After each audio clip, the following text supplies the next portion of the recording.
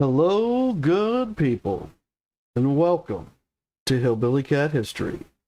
Signed, sealed, remembered, speeding towards Speedway. And we're back on the Circle G. Elvis has been here for around a month.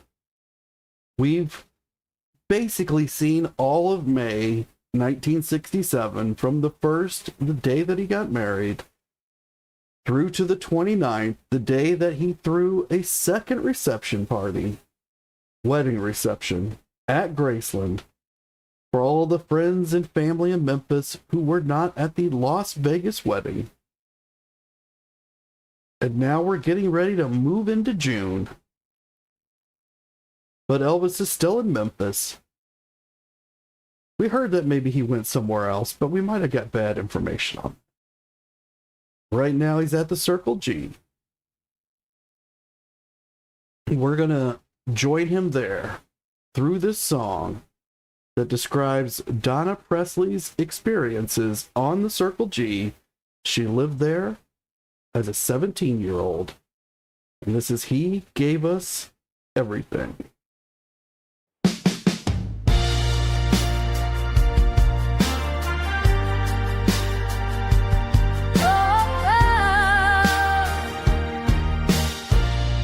"17, snow on the ground, Circle G, love all around. He bought that ranch, opened the gate, said come on in, let's celebrate. Tractor pulling through the snow, laughter rising, spirits glow. Both behind, wives and men, family fun again and again. He wasn't just a star in lights, he was the warmth in winter nights. Kindness wrapped in velvet flame, a heart that never played the fame. He gave us joy, he gave us grace, a piano song in a quiet place. From a jack to a king, in the moonlight ring, he gave us love, he gave us way.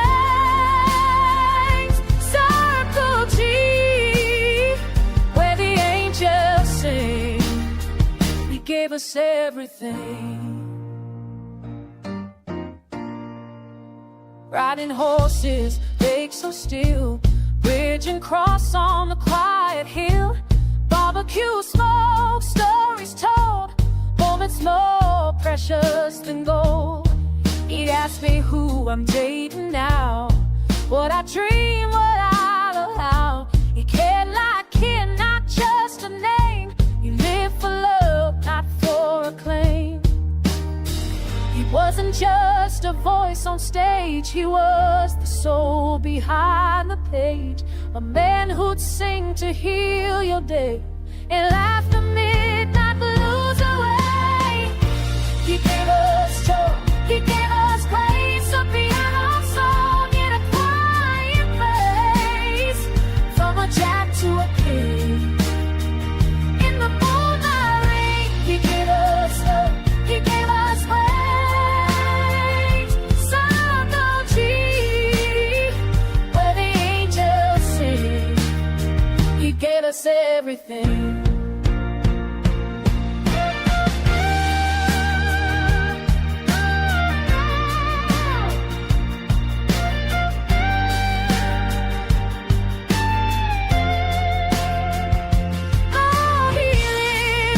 A shadow in the night, famous face, but heart so bright. Couldn't walk the street like you and me, so we built a world where we were free. He gave us joy, he gave us grace, a piano song in a quiet place. From a jack to a king, in the moonlight green. He gave us love, he gave us way.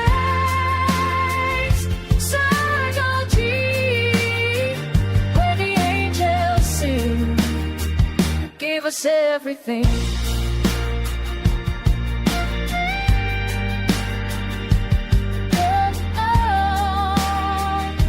Yes, he gave us everything.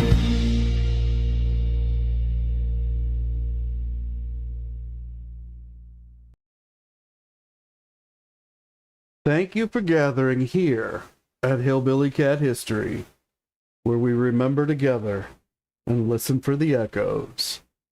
And this time there is echoes of speeding towards Speedway. And we're back on the Circle G with Elvis. It's June 1967. Hello, Marion. Thank you so much for coming. Appreciate seeing you here. Now, in the last episode, we got to see Priscilla's 22nd birthday. We got to see the wedding reception that was held in Memphis on May 29th. We heard from Marty Lacker that there was discussion about a second honeymoon, and that Joan and Joe Esposito, they'd like to go to Europe as well as Priscilla and Elvis. But the Colonel put the kibosh on it, said that couldn't happen because the European fans would be angry. And so they went to the Bahamas instead. And that story is actually both true and not true. So eventually they do go to the Bahamas, but it's not until October 1969, 2 years later. When this idea about going to Europe with Joe and Joni Esposito is, not really sure. Maybe it's from 2 years later as well. Was it really supposed to be a second honeymoon? I'm not sure. That makes it sound like it was more around this time. But the way that it was structured into a book, it kind of made it sound like it was right about now. And that, I believe, is how Marty remembered it. And so his memory is both true and inaccurate, because it wasn't around this point in time. It was from 2 years later. So I believe that they're in Memphis this whole time, from basically May 5th until whenever they leave again, but it hasn't been yet. We're into June 1967.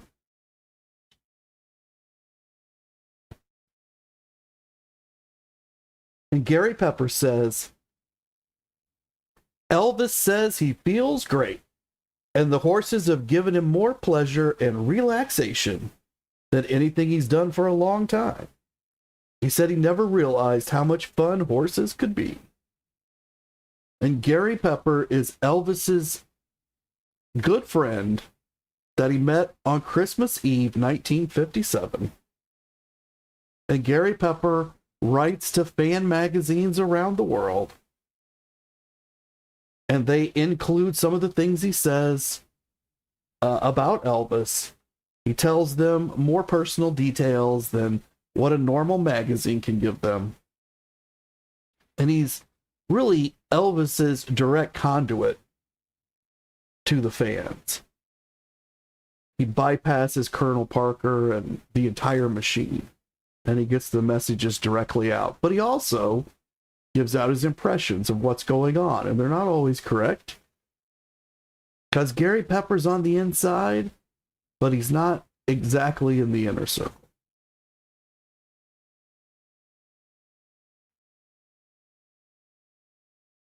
And Marty Lacker says, one day I was on Red's big red horse, whose name for some reason was Big Red.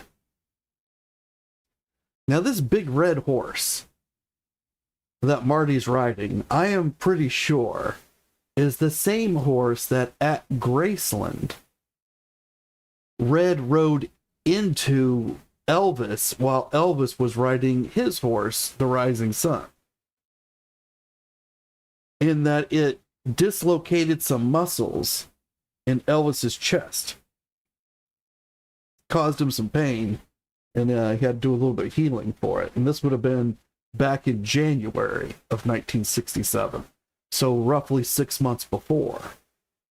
And I believe this story is taking place sometime in May or June, because Red, or the reason Marty's on this horse, is that Red's not around. Again, I'm guessing at that. I'm speculating.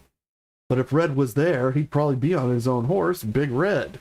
It was an aggressive horse. It's interesting that Marty's on it because Marty is not much of a horse rider. But I think Red would consider himself a fairly good rider, and he wanted a spirited animal.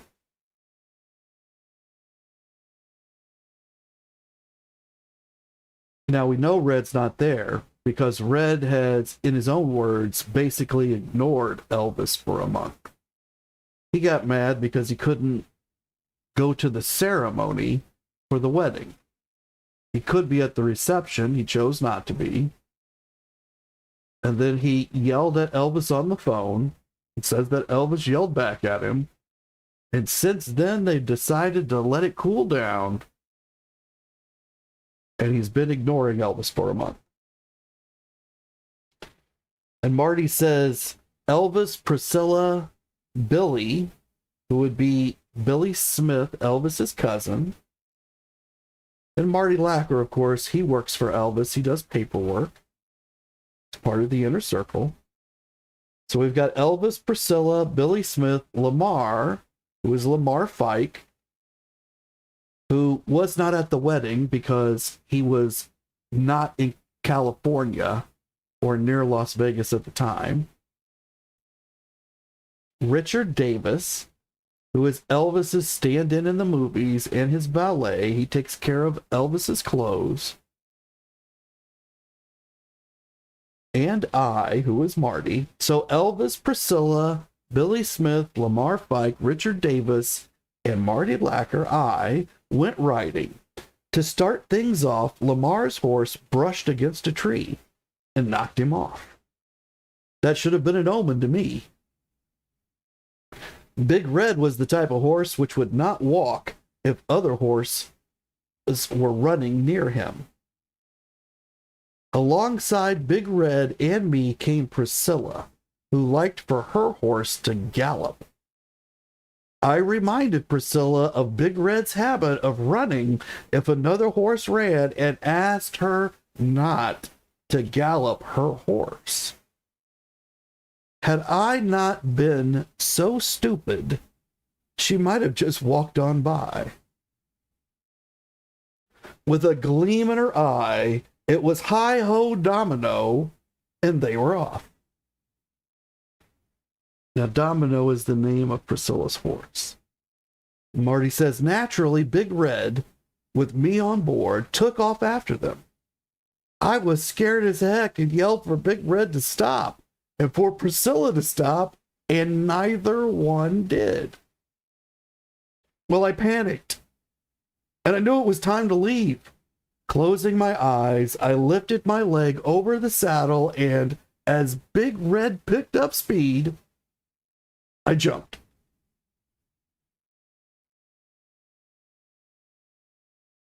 So Marty's telling us that he's on top of this horse.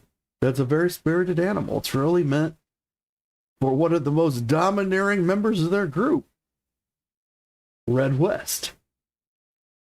And Marty's not great at riding horses. And Lamar has already been knocked off his horse by his own horse who brushed against a tree, which must have been very comical. Hopefully Lamar was not hurt. We don't know. Marty doesn't say, but I'm going to guess he wasn't. And then Priscilla rides by, and she's a pretty good rider. And she likes to gallop, and Marty says, please, Priscilla, don't gallop, because he can't control this horse. And Priscilla just takes off. And Marty's sure it's because he asked her not to. Which shows that Marty, is it Priscilla that doesn't like Marty, or is it Marty that doesn't like Priscilla?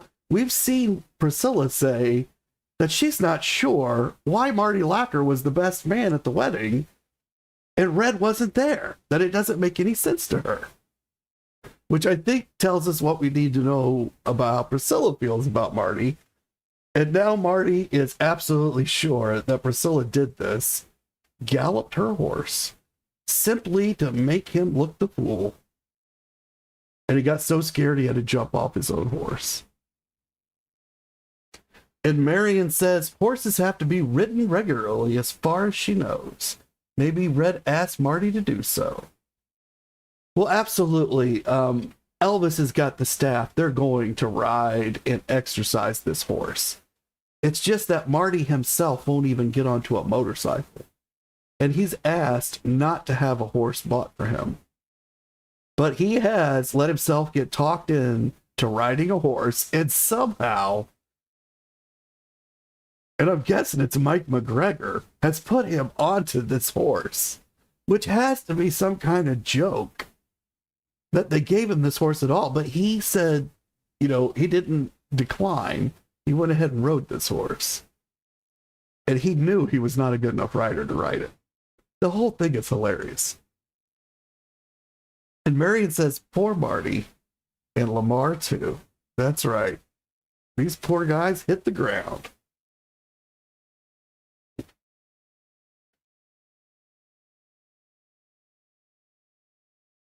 Marty had the wind knocked out of him, and that's when he stopped riding horses for good.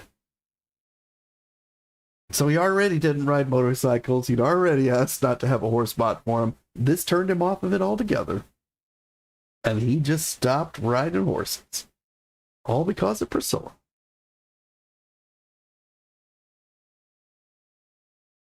And Red West says, it all blew over, and we got together after that.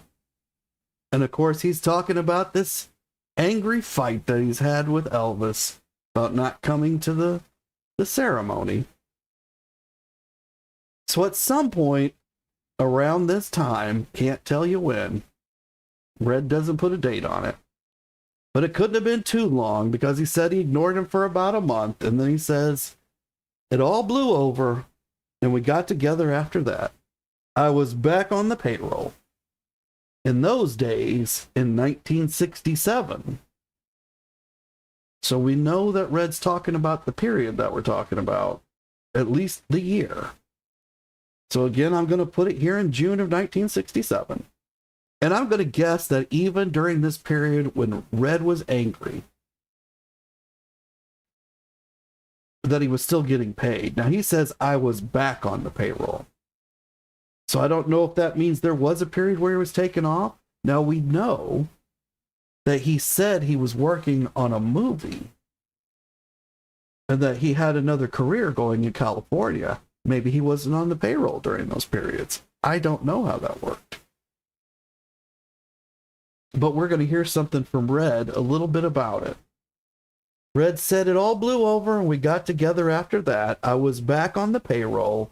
In those days, in 1967, I guess I was making about $250 a week with Elvis.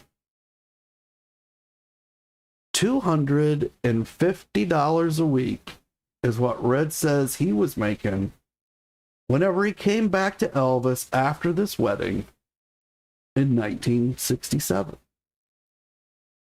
If you do the math on this, it comes out to $13,000 a year, which doesn't sound like much. You'd say $13,000. No one could live on $13,000. Elvis isn't paying these people very much. But once we adjust the number for inflation, depending on exactly how you do the math, and I'll tell you right now, I think if you do the inflation calculators, I think they're way off. Like they underestimate this a lot because they're using this combined number of inflation, which I think is all a lie that's been told to us for years anyway. Because if you look at the actual price of gold and silver, they're far in excess of what this inflation number comes out to be. But if we conservatively estimated it, very conservatively, it's more than $100,000 per year in today's money. And if we give it just a little bit extra, just slightly over what the inflation calculator says, it'd be right at $130,000 a year. Now, I think it's probably more than that because of this gold and silver and inflation number and all that I was just talking about. But I'm not a mathematician. I'm not a finance guy, and I don't do statistics. But $13,000 a year in 1967 was more than $100,000 a year today. Probably at least 125.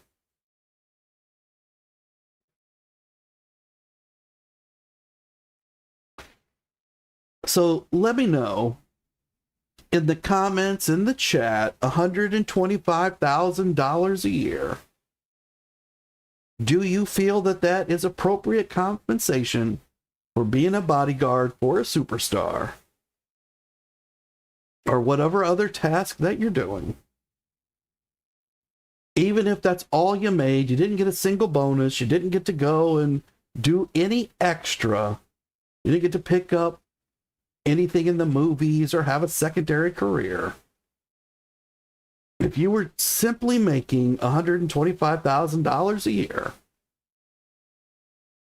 would you be doing okay?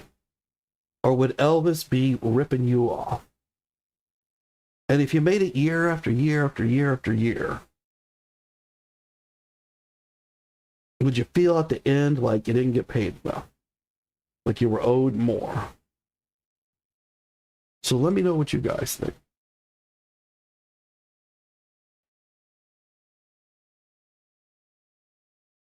And on June 7th, 1967,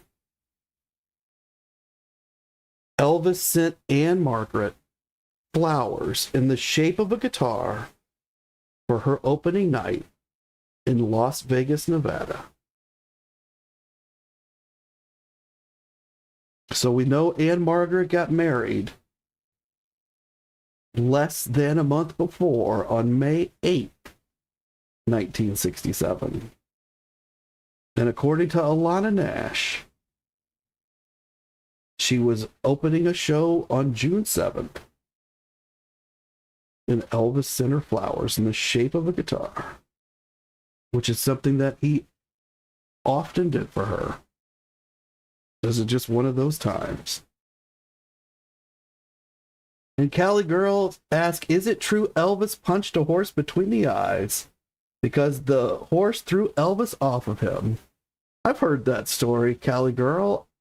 I have to assume it's true from the people that told it, because I've heard it from, it's in a couple of different places, and I think it was on a movie set, if I remember right. But it wasn't here on the Circle G, and I think it was before 1967. I'm wanting to say it was Flaming Star. But it was before he developed a good relationship with the horses. You know, he'd been on horses before, but horses are special animals, right? You really you have to form a bond with each one. And you know, when you're inexperienced, the horse knows that. John Wayne would tell you that he hated horses, and he lived his entire life riding horses. And John would tell you that he would not trust a horse at all. He didn't want to turn his back on a horse. And Cali Girl says that they said the horse never did that to Elvis again, and that's true. And Marion says she heard the story too and is thinking it was from before Flaming Star. Yeah, it might have been. It might have even been the first movie, but I just can't remember.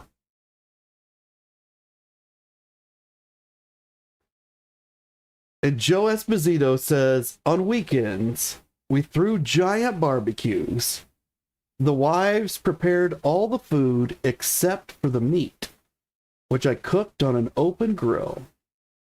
We had great times.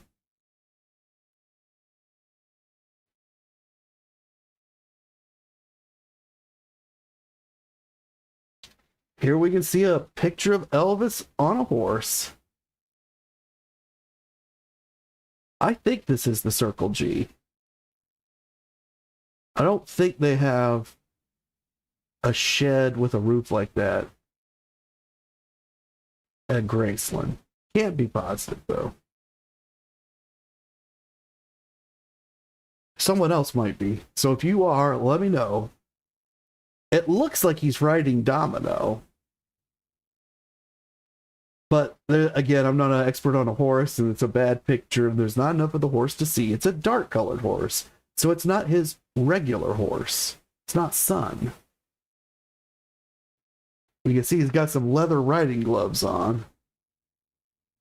Keep his hands from getting messed up by the reins.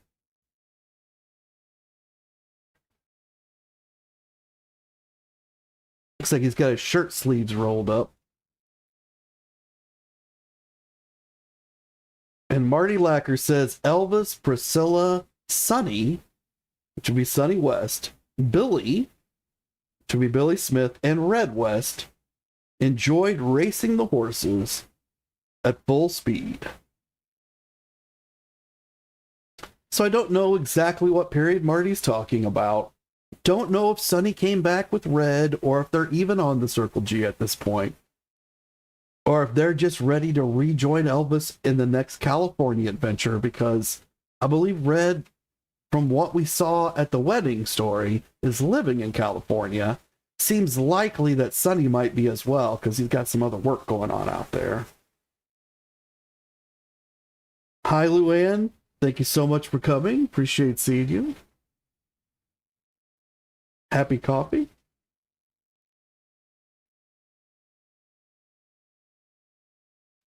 And on June 10th, 1967, so he got to Circle G on March 6th, because he came back to Memphis on, I think, the 4th or the 5th, and he kind of had something to do for a day or so, I'm thinking.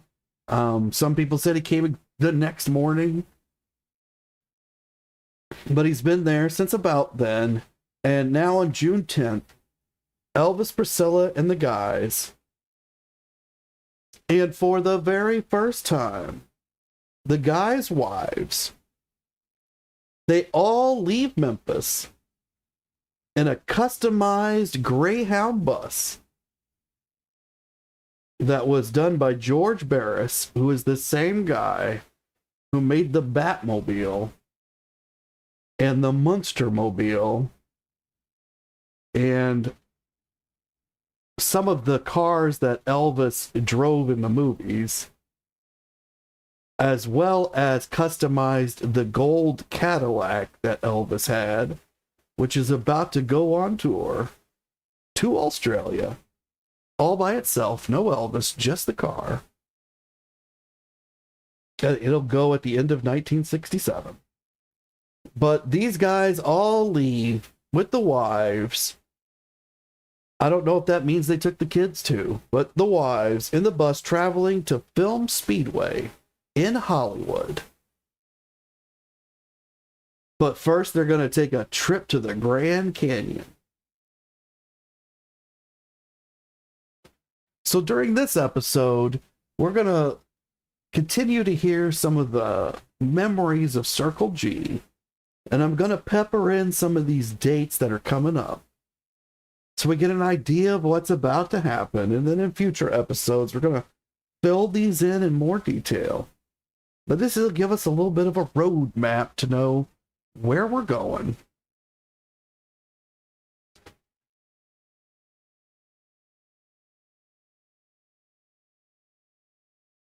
Red West says, we stayed at the ranch for days at an end. Some of us moved our wives in. It really was sensational. We raced horses all day, played at target practice with all his guns.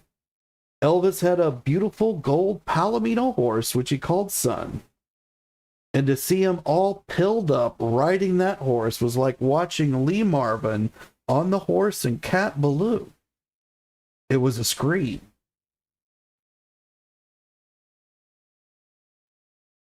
Now, I can't be sure which period that they're on the ranch that Red is talking about.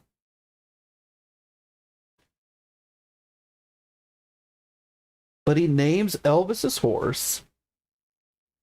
He says that they liked to race the horses and to target practice with the guns. So in 1967, Elvis already had a large collection of firearms. And that Red thought it was all sensational, and he'd moved his wife in. So perhaps after he made up with Elvis, he moved back into one of the trailers and brought his wife. Or maybe this is back in February. But remember, Elvis left in March. So not sure what period he's talking about, but he's saying Elvis is riding around and that he's drugged out of his mind. Been taking a lot of pills. Now what strikes me here is that in the same paragraph, Red West says this really was sensational. So I don't get the impression that Elvis is the only one riding around with the pills. And that he's saying it's like watching Lee Marvin in this movie Cat Ballou, which was a movie where Lee Marvin, who is a famous actor, was in this Western and he played a drunk. And so he rode as a drunk would ride on a horse. It's making fun of Elvis. So Red West has mixed these beautiful and sweet memories in with an insult to Elvis about sensationalizing the drug use and comparing him to a man that's drunk riding a horse, who's sensationalizing riding a horse as a drunk. That's what Lee Marvin was doing. It's making a show of it. And Red says it was a scream. So one thing is, this was in the book that they published, and I don't believe that Red said it in this manner. I don't believe he said these words strung together like this. I do believe he made these statements separately, and then Steve Dunleavy put them together. And I don't know if it makes any difference if you separate them, but I don't think Red went from thinking beautiful, sweet things to saying these nasty things. I think in one period of these 300 hours of tapes that they have, he's telling sweet stories, and that's where the first couple of sentences come from. And then later, he's telling terrible stories, which are the same memories, but filtered through his rage and hate and revenge at the time. And then Steve stuck them together. But again, I don't think Red is sober during the period of these stories. He's as much Lee Marvin on a horse as anybody else at this moment.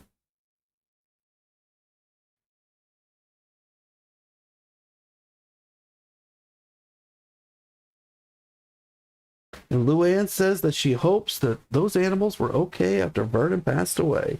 The horses in the stables. They were.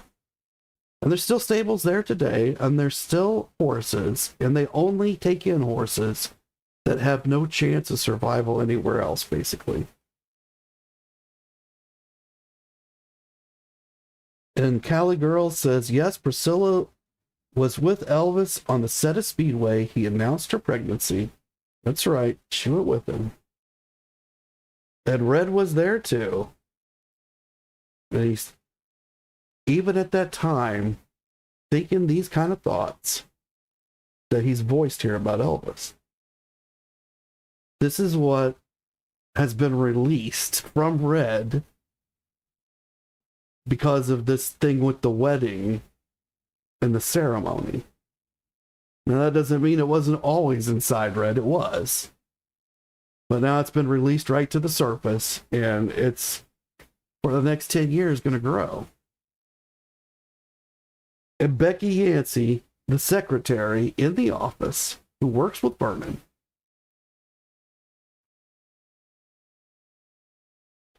she says Elvis and his incipient cowhand buddies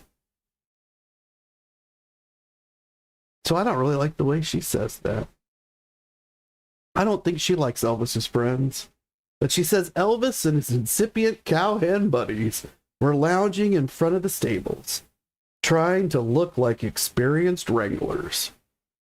So this is at a point when Priscilla is touring Becky and her husband around the ranch. This was probably in February, but it might have been later. It was cold in February, so that's one of the reasons I think some of these stories might have been later. Who wants to walk around this ranch when it's cold? But some of them, according to Becky Yancey, she says some of them wore horseshoe pins they had been given at a service station, and most of them looked lost in their shiny new blue jeans, chaps, cotton shirts, boots, and Stetson hats. But if Elvis, who looked completely relaxed in his ranch outfit, was on a cowboy kick, they were all on a cowboy kick. So Becky is indicating everybody's clothes are new. So I don't know how new that means that the clothes were. That would be more of an indication this happened in February. But Elvis was really buying these guys' clothes since January. So I don't know that really dates it either. Because he's probably constantly buying them new clothes during this period.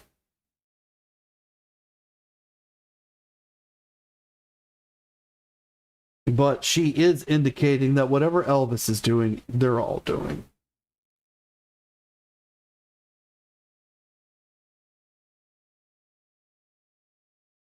And Marion says that she heard a woman tell that the horses were neglected after Elvis's death.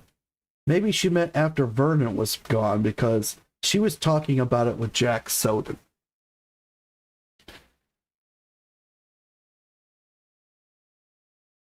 So that's interesting.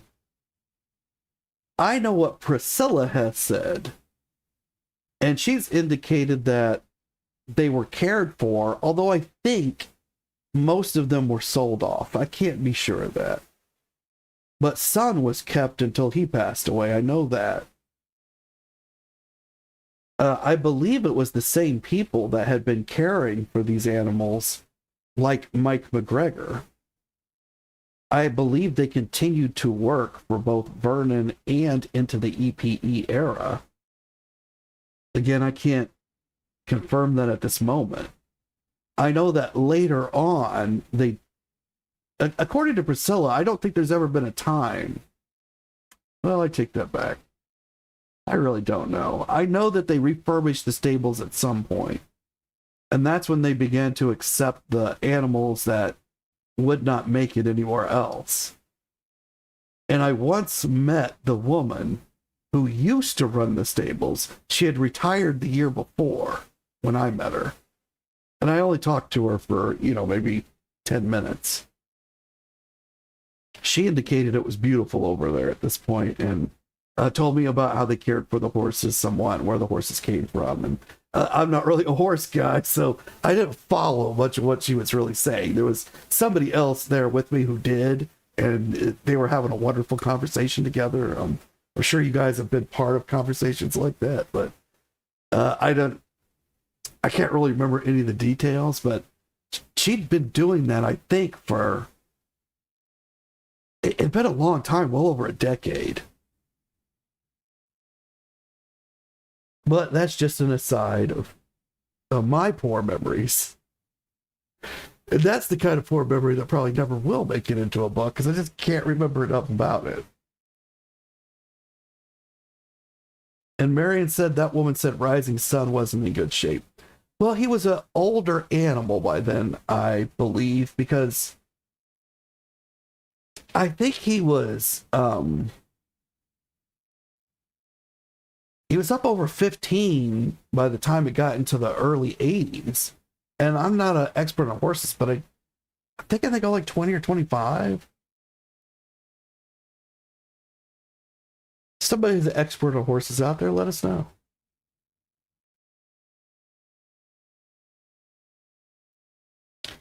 And on June 20th, 1967, Elvis recorded at MGM Soundstage in Hollywood, California.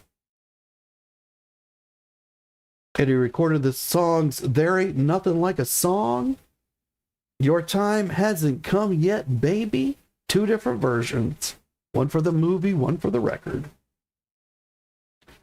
5 Sleepyheads.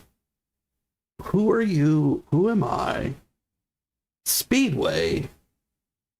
And 2 versions, a long and a short, of Suppose. That's 8 tracks he laid down on one day. That's pretty good. That's a lot of tracks.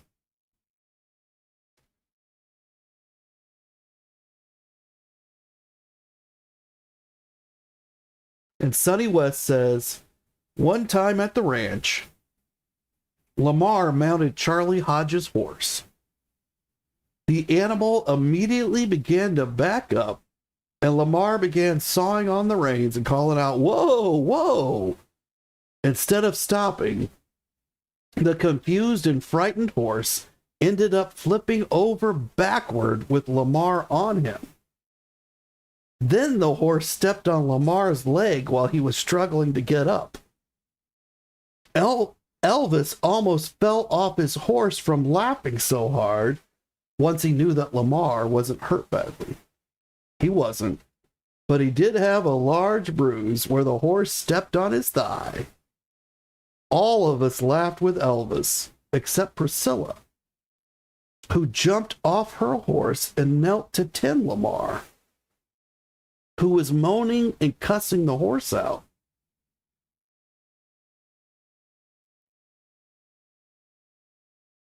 So here we have a story of Lamar, who is a very large man. If you don't happen to know Lamar Fike, at this period of time, he was a very large man. There is a point in the 70s where he loses all of that weight due to a surgery that he has that Elvis pays for. But towards the end of his life, he had regained quite a bit of it. But at this point in time, he's probably 300, 350 pounds. He's very large. And he gets on Charlie Hodges' horse. Now, Charlie Hodge is the smallest guy in the group. He's relatively tiny compared to everybody else. So he probably weighs the least. And I don't know that his horse had been picked with that in mind, but that's what his horse was used to. So when Lamar gets on this horse is suddenly confused. And it's frightened, according to this story by Sonny West. And I'm sure that it was. This is not its regular rider. I also believe that Lamar was nervous on horses, the same as Marty, and that the horse knows that. And depending on the horse, they may become aggressive about it, or they may become nervous as well.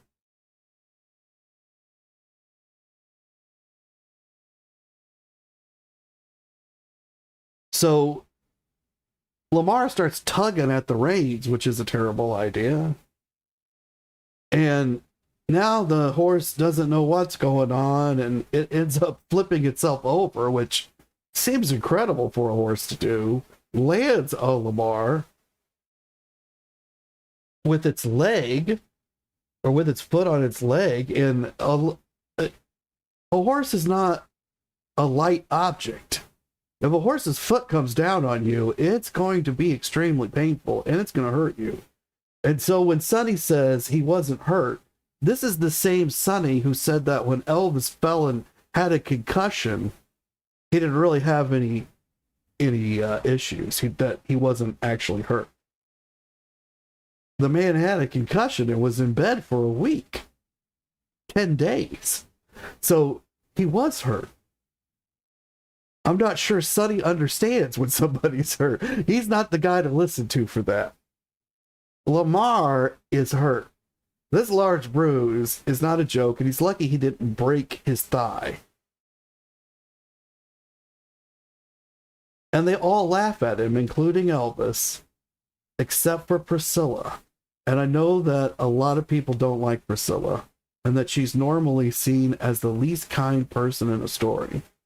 And yet she's the only one that jumps off her horse and tries to help Lamar, who is moaning and cussing, according to Sonny, which sounds like Lamar's hurt and he's crying out. Now, Sonny says Lamar healed after a few days, but that horse was never the same. When Charlie tried to ride it a few days later, all the horse would do was go backward. Charlie got off, walked into the den where Elvis and some of us were watching TV, and started fuming about how Lamar ruined his horse. He said it would only back up, but Elvis had the perfect solution. Just turn the saddle around and ride him backward.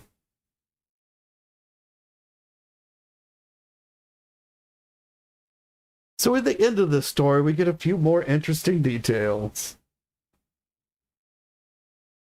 Lamar fully healed, and Charlie goes to ride this horse, and now it'll only go backwards. And then he says he walks into the den. So it sounds to me like all of this happened in January at Graceland, or maybe later, but at Graceland, because the den is what we would know as the jungle room. I'm not sure that any of them had dens in any of their trailers, or were calling any of those spaces a den. That's normally what in these stories is reserved for the jungle room. And they're all watching TV. Although there's TVs everywhere they go. So again, I'm not sure, but it sounds to me like they're at Graceland. Don't really know when. And Elvis says, just turn that saddle around and ride him backwards, Charlie. And Marion says, Lamar on Charlie's horse, that doesn't sound right. And Cali Girl says, Horizon's mood was Elvis's horse and Priscilla's was Domino.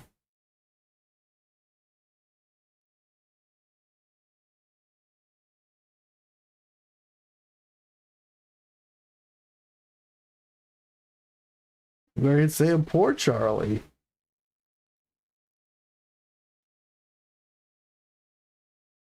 And on June 21st, so we're still in this month of June, they've gone to the Grand Canyon on the way to Speedway. Elvis has apparently reported and is doing some recording, if he's not filming at this point. June 21st, 1967, Elvis records at MGM Soundstage in Hollywood, California. Records the song Let Yourself Go. And he's your uncle, not your dad. So just the two. Let yourself go, and he's your uncle, not your dad.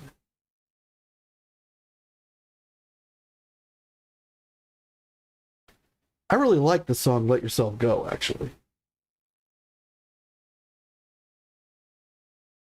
And Jerry Schilling says, there were more cookouts and picnics and frog hunts and football games, and this time the vibe at the place was just right. The days were easy and lazy and fine, and I didn't get summoned for any more late night trips to the pharmacist's house. Things went well enough that a month later, when it was time to head back to Los Angeles for another typical film, Speedway, Elvis made a very surprising decision. Instead of kissing wives and girlfriends goodbye and heading to work on the usual cross-country drive, this time we would keep the good times rolling with a family caravan to California. The Schillings, Espositos, Smiths, Lackers, and Gambles became a happy-go-lucky motoring tourist group, the only such group to include Elvis Presley as its bus driver.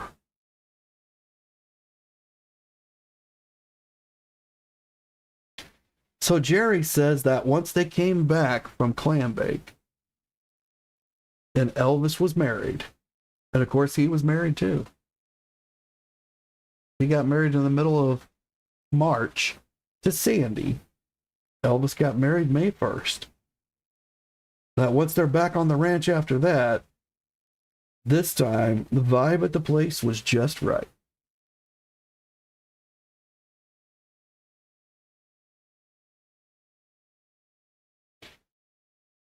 And Marion says, let yourself go is great. I agree. Ray Walker says, from the Jordanaires, who sang with Elvis many times, he says the happiest we ever saw Elvis was when he first bought that ranch. He had some horses down there, and he was exercising, and he looked great, and he felt great. Now, I have to believe Ray has seen him at some point after this May-June period. Because when he reported for Clambake, I don't think he was looking that great. And I don't think if Ray had seen him after he had that concussion, he would immediately be thinking he looked great. Now, once they actually filmed Clambake, he looked great in the movie.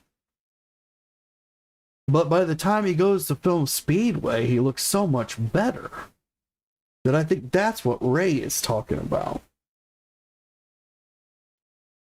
And Ray says, as I remember, he even let his hair go back to its natural color for a while. Well, that's got to be during this period, because he couldn't have let it go back to its natural color before Clambake. Just wasn't enough time. He only owned it for 4 weeks.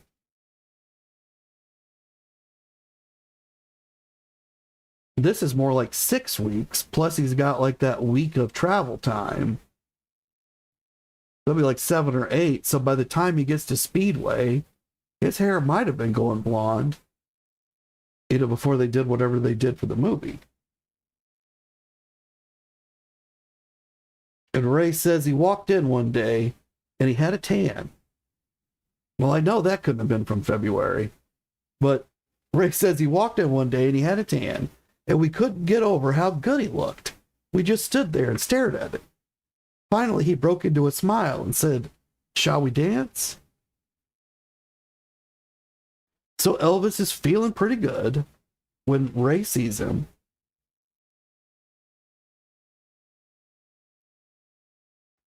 Now, I'm thinking it might be for one of these June 21st or June 20th recording sessions that we just looked at. Seems like June 21st. I don't know if Ray was there. I'm going to have to go back and research that now. But I don't think Ray saw him. If he'd seen him for any of the Clambake sessions, it would have been in Nashville or one of the makeup sessions. And I don't think he looked like what Ray is describing.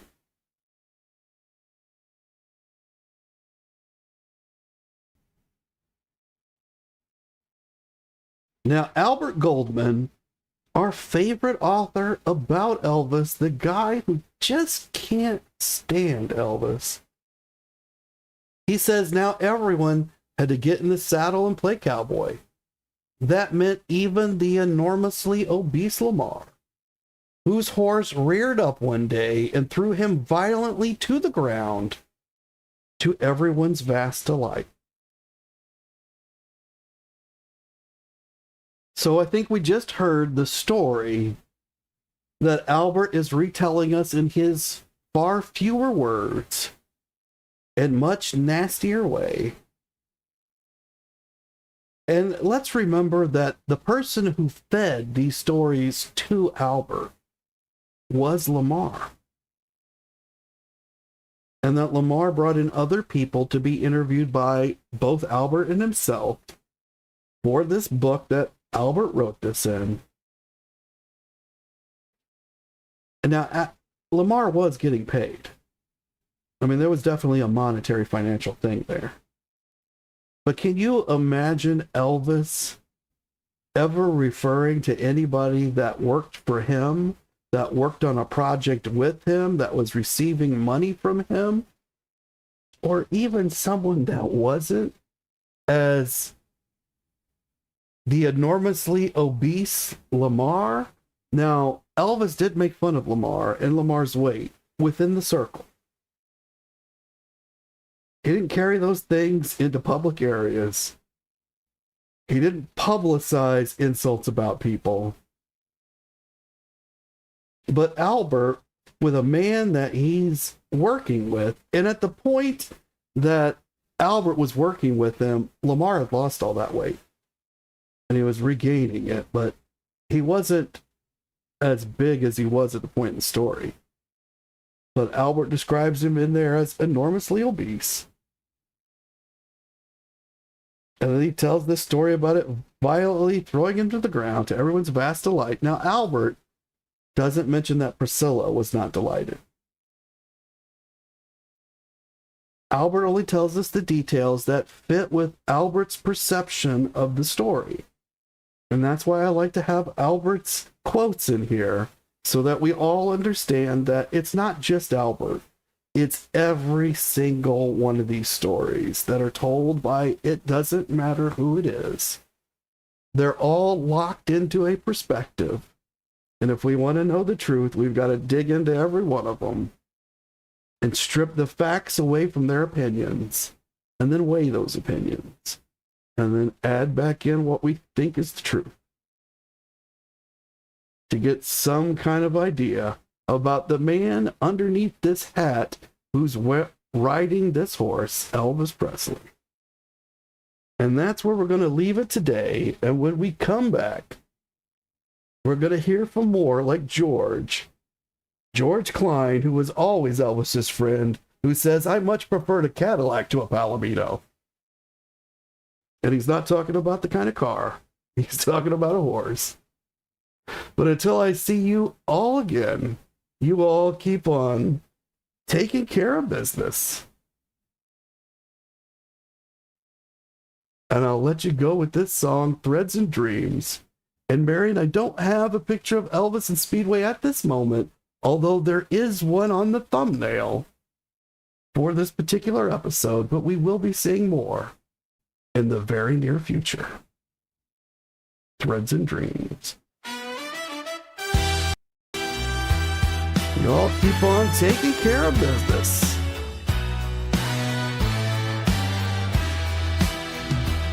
He wore a yellow shirt, black pants in the sun, rode horses through silence, then golf carts for fun. A ranch just 10 miles from the mansion's bright gate, where the myth met the morning and time learned to wait. George fixed the brickwork, the pipes in the ground, lit VP on shirt where no spotlight was found. Donna kept diaries, snapshots ahead of a father who labored, of a myth made by men. He didn't ask for gold, didn't dream of a crown, just a place to be still when the world spun around. In the hands of the quiet, in the stitch of a scene, he carried the weight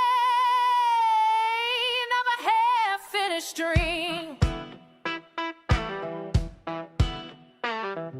The holster was worn, the leather was cracked, BP etched in thread, no glory attacked. Mike shaped the saddle, the belt and the law, so Elvis could ride through a myth he adored. He didn't ask for gold, didn't dream of a crown, just a place singing still, that courage spun out. In the hang out the pride, the mistakes on the sea, we drained the weight of the hearts and his teeth.